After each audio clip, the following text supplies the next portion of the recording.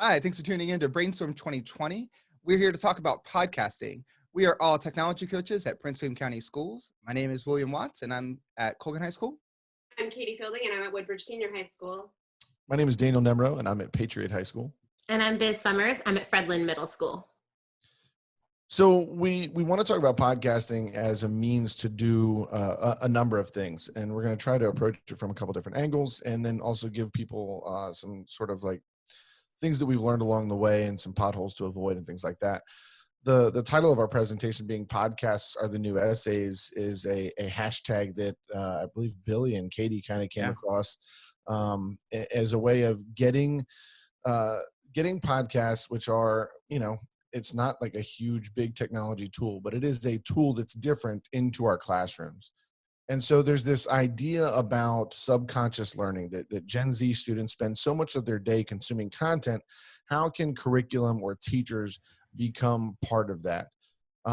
When you guys first started doing this and getting into the classroom, what was that like? What pushed you in this direction, Katie, to get into classes? Yeah, I think we had a nice empty space that could be used for something, a little closet-sized little office. And so we wanted to make a studio, and podcasting seemed like the best thing, utilization of that for our students. I've always been a long time podcast listener. So I saw a lot of possibilities for using it in the classroom. And Biz, you do podcasting with students both in class and out of class. Can you talk a little bit about that? Sure. It was easiest for me to learn how to do things. Well, first with a podcast myself, but then learning how to do it with students was easier when I had the chance to work with kids with a little bit more time. So I started with a group of kids after school, got them interested, figured out what worked for them and what didn't work for them. So when I went into the classroom with a little bit more time constraints, I could be more effective. And Billy, you're just podcasting all over the place. You want to talk about that? So for me, it really started as an English teacher and a former SPED teacher. I really struggled with teachers that were like, I have students who write the most amazing essays and then students who struggle to put anything on paper. And just had the idea of what if we could record ourselves like a voice memo and then listen to that instead of our essay. And then that just evolved into book talks and to current event research and discussions and political concepts. Right. And then I just successfully stole ideas from the three of you, and that's what we do at Patriot.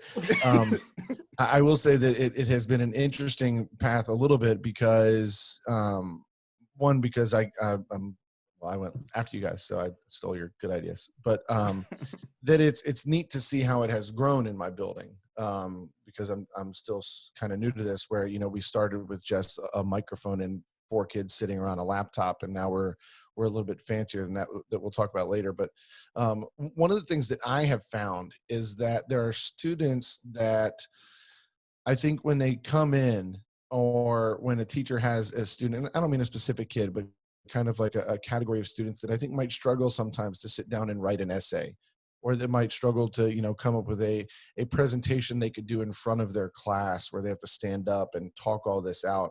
But then you get them around a microphone and a soundboard or a laptop or however you're doing it. And all of a sudden these kids are able to articulate things in a way that maybe like I frankly didn't expect. Do you guys have Biz, do you have an experience where like you had a kid or a group of kids that you're like, wow, I didn't expect that to come out of that student?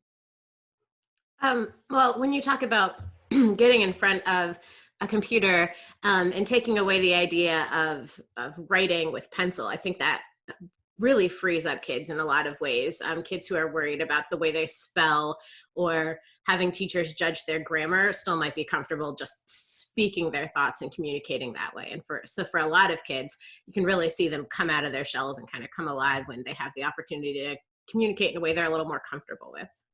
And Katie, I know you have a club at Woodbridge where you've seen, like, I think 1 or 2 students in particular who've sort of like grabbed hold of this idea of people need to hear what I'm saying, or people one day might want to hear what I'm saying. You've had a similar experience with that? Yeah, definitely. I think I have a couple kids who love it and embrace it and are running with it even now that school's out, doing it on their own. And like for one of them, like technology journalism is their passion and what they want their career to be. And so like they've already got a jump start on that, developing their portfolio for that even before they get to college and start that. But I think podcasting is a great option medium. You know, for some kids, they're gonna be able to share their voice through drawing or art, some kid through video, some kid through writing. And I think podcast is just another option that's great to put on the table for students. And Billy, have you seen kids that have really grabbed a hold of this podcast idea and kind of run with it? Yeah, so I mean, it was kind of crazy. You know, you go into a classroom and you say, all right, guys, I know you've been studying these ancient civilizations, and you guys are going to do a 10-minute podcast talking about its impact on the world today, and just the groans across the entire room when you introduce this. And then you bring them into a space, you put some microphones in front of them and some headphones on, and then afterwards they go, this is fun. Can I do another one? And it was weird just getting kids who wanted to stay after school just because they had something they had to say. They had a message they wanted to share with the student body or with the world. And even some of our kids would get so, they wanted to be comedians. And so then they would do like a comedy show, and they would come back and be like, you know, I'm like 37 on comedy. I'm like, okay, sure you are. Yeah, I think for me, I was privileged enough last school year that I was in the school play, and there was a student who was just phenomenal, and he's been in the play every year, and he came up this past year, this school year, and when it's his group's turn to record, and when they're done, everybody in the room, the students in his group and me, are all like looking at him like, you should do this. Like, you're really good at this. And I think that was a cool part about it, just seeing kids who shine just in certain areas. You know, we have students that are versatile in what they can do. I think Katie made a great point about having it be an option for students to do this. Yeah. We also kids are super creative. I mean, you know, kids making sound clouds and accounts and raps and all these different things. Are there things that you guys have seen where you can see kind of original like student work in a different way than you wouldn't get out of a presentation? Is there something, Billy, that you've seen where it's been a student project or something that it's been, wow, that's like a really original thing that wouldn't have been possible without doing it in a podcast? Yeah, so for our AP World students, we do a project where they connect the history, the things that have happened over, you know, the modern era with their own family and their push and pull factors in immigration. And for them to be able to go back and have an interview with grandma and have an interview with their uncle and their grandfather, and then record that as a voice memo, but then bring that in as a recorded file on their board, it just made them feel like they were doing more than just a school project. Like they were telling the story of them. Right. And Katie, do you have any similar experiences where you've had students be able to do things that just would not have been possible otherwise? Yeah, so for our L students, one of our L teachers is really loving this concept of podcasting, and she's created a little club where our L students, especially those recent immigrants, are telling their stories of coming to America in their own words and their own language, and I think that's pretty powerful. Biz, what about you? I'm thinking of one student who has spent a lot of her life in the shadow of her sister. Her sister is in Signet or gifted classes, and my student had never been even evaluated for that before. But one of her teachers listened to a podcast that she had done in our club after school just for fun and said, I need to get this podcast to Signet. I need them to see the creativity that you have within you and the way your brain works that you haven't communicated before via writing or communicating in other ways. Yeah, I actually had a couple of teachers say something to me that they wish they had done this earlier, because they had students who they got work from that was written work that was not bad, just, you know, it was mediocre, it was vanilla. And then they get the podcast and they're like, wow, that is something else. Like that, their ability to express their thoughts or make a point or argue something was just different when it was spoken. I think that's one of the challenges with teachers is teachers feel like podcasting is almost like you're giving kids a way out, like, oh, this is an easier assignment for them to do. But when you think of, you know, you talk about 100 words a minute when you speak, and then you think of, if I'm going to ask you to do a 10-minute podcast, I'm asking you to write 1,000 words to have prepared, but not just have prepared like I'm reading a script, but to be able to have a conversation with someone else and have thoughts already pre-planned and on the fly to be able to respond to people's opinions. Yes, I think that's the next step for teachers, right? So this starts happening at Patriot, and people hear about other classes doing it, and they're like, "Oh, you guys are podcasting, super cool. I want to podcast." I'm like, "Awesome. What do you want to do?" And they're like, "I don't know. What do I want to do?" So when you guys have that talk with teachers about like, all right, you have a teacher that's interested, willing, you have the equipment, and they're like, all right, what can we do? Biz, what's kind of like your go-to, like, all right, pick a class, let's start with this kind of assignment or project? Um, well, I mostly work with language arts and history teachers. And so, the first thing we always try to do is tie it to exactly what are you doing in the curriculum right now. In middle school, a lot of times it's easier for the teachers and the students as well to start with really just fact regurgitation. It's not the most exciting, but it's less intimidating. And it's just another way for kids to explain what they know. And when teachers just think of it as an explaining project, it's really easy. It's more fun when we get into the opinions and the persuasive podcasts, but a good starting place is just, here comes some facts. Right. Katie, what about you? What's your go-to to get in? My go-to is like working with that teacher on the rubric, so that it's like a rubric that can be used for, like I said, any type of project. Maybe one student wants to write, one student wants to, make a video, one student wants to make art, one student wants to make a podcast, but they all have the same rubric, which is based around the content that the teacher wants them to know. So as long as they're hitting like those content things, then the student has like freedom to create what they want. Yeah, I think that's one of the things that I stress to teachers too, is that I think it was daunting a little bit because there's the idea, all right, well, now I got to create a whole nother way to grade and a whole nother, I'm like, no, like you're still grading content knowledge and the student's ability to, master content. We're just changing how they're delivering it. Billy, what about you? Yeah, so my go-to as an English teacher is always to fall back to what I taught in the classroom. So book talks is such a great way. We want our kids to read all the time, but we don't want to have kids do book reports. And so for a lot of my English teachers, being able to see that you could have cross grade level and cross classroom book talks and see themes that are in books that apply to some of those required readings that we do at every grade level. Yeah, I think that there's other ways that we've been trying to get into, because I've basically similar to you guys of the different things and stuff like that.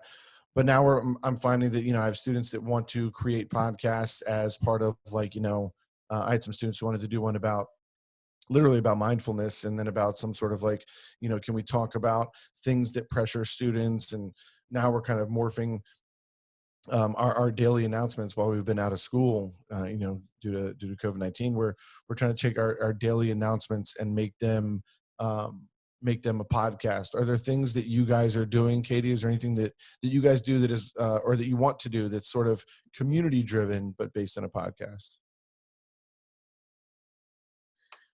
Well, we don't have one at this time. We have used Flipgrid a lot for like that kind of thing so far. But I do see the possibilities of using podcasting to connect with the community, like you're doing with the announcements. Yeah, so far nothing community related quite yet. Side note, I think Flipgrid is a great practice your podcast avenue. Very much. Just as like kind of like almost like bit rehearsal, as a way to do it. Biz, is there something that you guys do that's community based or that's not class specific? Not yet, but I have been thinking while we are in the closure that podcasting might be a really great way for teachers to share content with students. I know that a lot of people struggle with having meetings via Google or Teams or Zoom or whatever, just trying to have that synchronous learning. But if the teachers just really want to share some information or share a story with the kids, recording that as a podcast would give the kids a lot more options to engage with their phone and also be able to multitask and, fold clothes or whatever while they listen to their teacher. Fold clothes and Billy, what about you guys? My counselors really love the idea of bringing in students to talk about issues that they were dealing with as students, and whether you were a senior or whether you were a freshman. And so some of the counselors took on bringing on students that would host the podcast, and then they would invite freshmen and sophomores and juniors and seniors to share their story.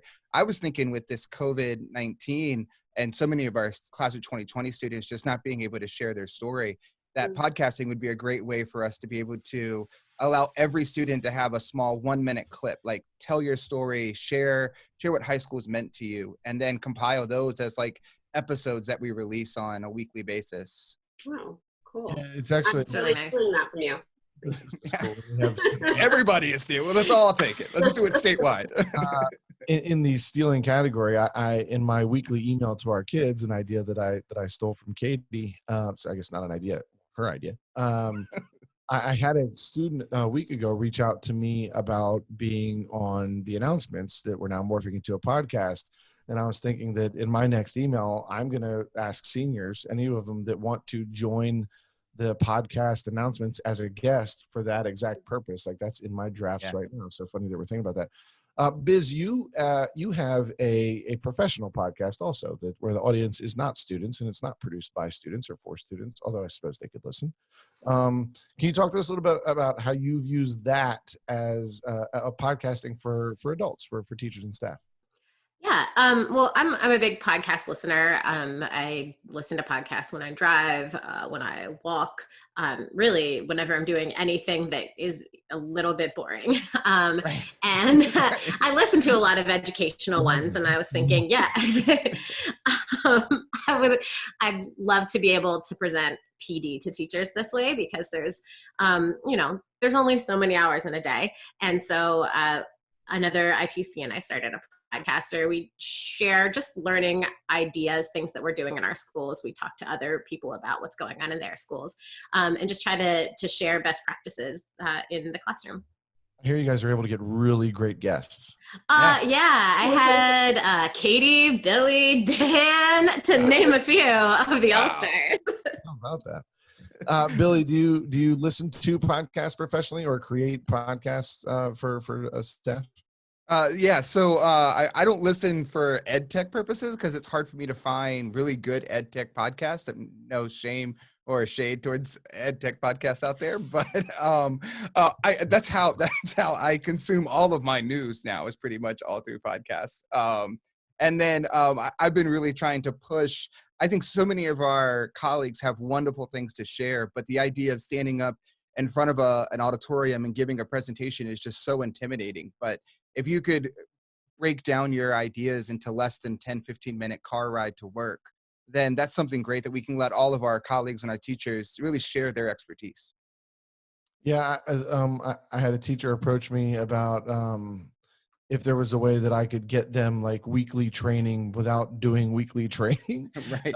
Like, hey, Dan, we want you to teach us stuff. We just don't want you to teach us Right. in the room with us or in any way whatsoever. So, and I was thinking that, yeah, next year that was going to be my goal of just sort of like, if you want more information about whatever the tool, insert tool here, here's a 3-minute podcast on it. And then if you want more, then here's where you can go. Katie, what about you? Yeah, I found success with having teachers listen to podcasts like a book club. So instead of, they read a book, they all listen to a podcast and then come and discuss it. And we've also done it asynchronously where the discussion takes place on Flipgrid. So that's been successful. So it's totally like deep at your own time, PD. Yeah. I can't remember which one of you gave me this idea, but I know that when I go in now to start this with students, that the first thing I ask is, how many of you listen to podcasts when I'm introducing this to a class? And, now it's crazy to me how many it is actually, but in most older high school classes, especially, it's about half. And then the first thing that I ask them to do is to listen to a podcast before they start making it, because it's hard to describe a little bit, because the kids think it's like, it's like a play where you're only listening, and it's really, really not that. Are there pieces of advice or things specifically that you guys have students listen to before they record? Is there something, Billy, that you make sure your kids hear before they start recording? I throw in some of the parts of how letting kids realize that they can be creative with like intro jingles and little sound bites that they can have inside there. Because for some of our students, the idea of recording, it's still very intimidating. And so for them to take on the role of they're almost producing this with the mood music in the background really helps.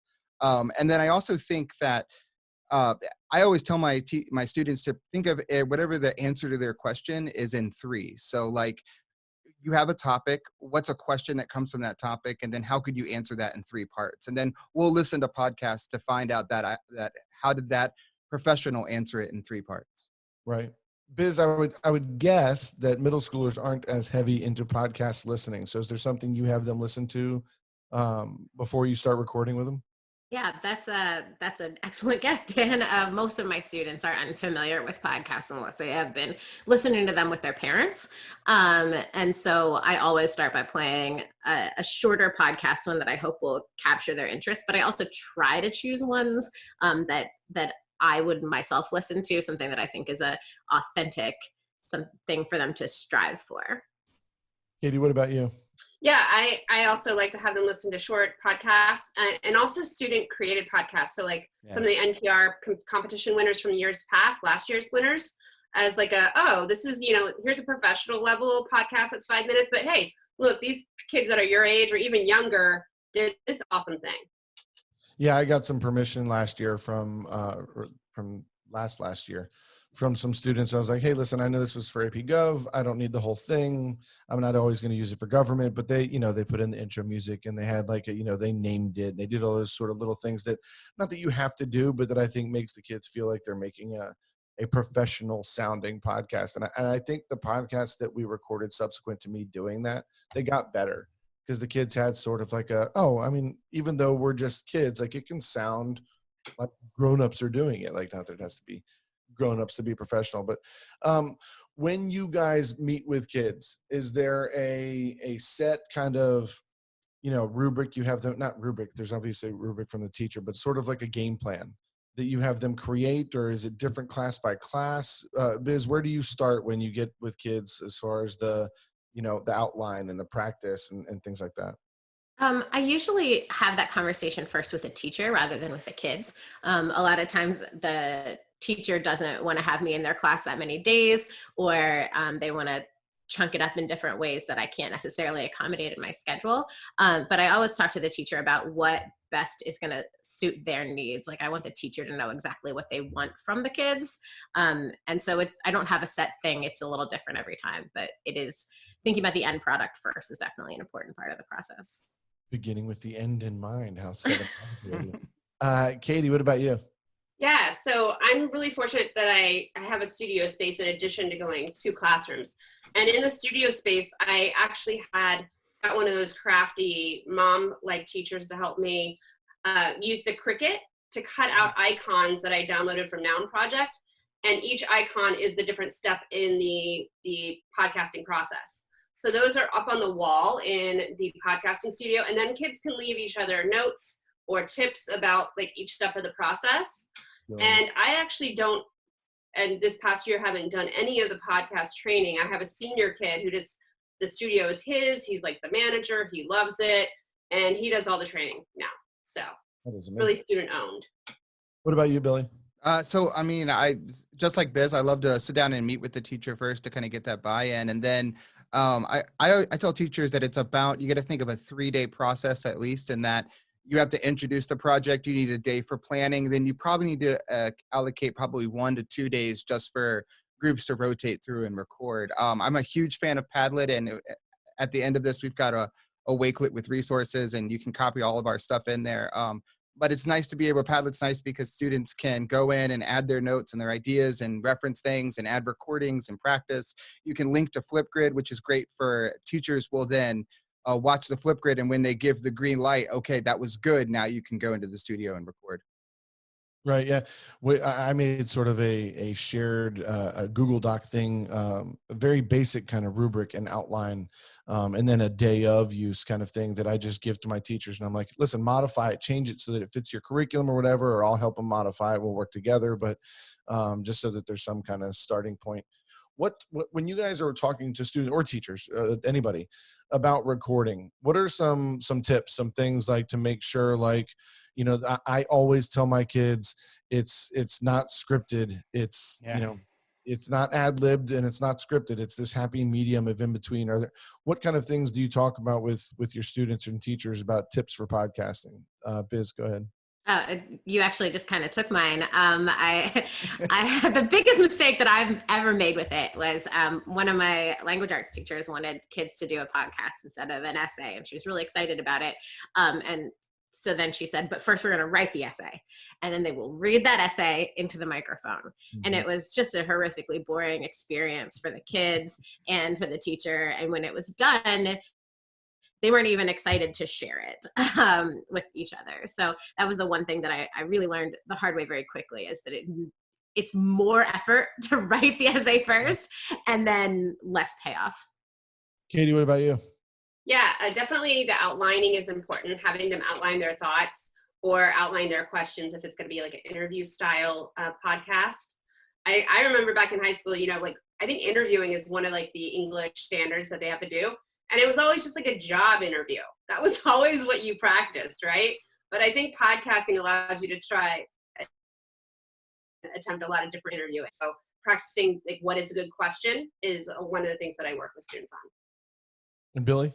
Yeah. So for me, my biggest tip for kids is script your intro, script your outro, and script your questions. Everything else, just let it go. And you don't have to be perfect. Like the teacher isn't intently listening to this podcast word for word, writing everything down. Like they're doing something in the background. Your job is just to be, we joke in class, just to be 2 to 4 nerds talking about schoolwork like it's fun. Yeah, no, I agree. I think anytime that we can get kids to, what I tried to stress to the teacher, I had a teacher talking about, well, like, this isn't as good as writing the essay, because with the essay, they have to do all the research. And I said, if you listen, and this teacher had not listened to podcasts before, so I had her listen to podcasts. And I was like, if you listen to them, you realize that these people sound like they know everything about the topic, even though you know that you didn't get the some knowledge of all that they know. Because to carry on a conversation about something and sound like you know what you're talking about, you have to know more than what you actually talk about. So, Billy, what's next? So I always tell teachers, start with whatever is the passion, whatever is the topic that kids are really excited about. And as we're entering this end of the year and we're remote learning and, we're moving towards things that maybe aren't graded, it's a great time for teachers to reach out to students and say, what is one concept that we've talked about when we were in school that really resonated with you, that you want to then bring on guests as co-host with this and interview. And shout out to Soundtrap, which is now giving away unlimited licenses for schools that want to use it. And that has a great collaborating platform that's COPA and FERPA and TCPA friendly and all that. And Biz, what about you? What's next? If you had people that were on the verge of doing this, how would you shove them down the path? I think we touched on this before, but I think telling them you're not all podcasters now, but if you've got a group of students who want to do it as an option for a project, having that as, okay, you guys are going to write and you guys are going to make a video and you guys are going to create a podcast. You'll get the kids who most want to do it, and those are going to be the kids. Yeah, teacher flexibility is a big deal for sure. Katie? Yeah, I think a lot of teachers are like, that they're not going to cite their sources. And I think that's a great place to show them about show notes. Yeah. And that's a place that, students can still do a works cited page. It's just going to be in the show notes. And then also the cover art. So if they're doing a group project, one person may be the producer, one person may be doing the cover art, like taking the lead on that. And then lastly, accessibility. Like podcasts are great, but not everyone can hear. So just making sure that there is a transcript available and showing kids how to do that, because accessibility is going to be a big job in IT and digital communications in the future. And just introducing them to that concept is going to be really important. Awesome. So if you want to continue the conversation with us, you can find all 4 of us on Twitter. You'll find all 4 of us, but you'll only communicate with 3 of us. So if you want to get Billy's attention, just tag one of us also, and we will retweet, and then send him a message to check Twitter.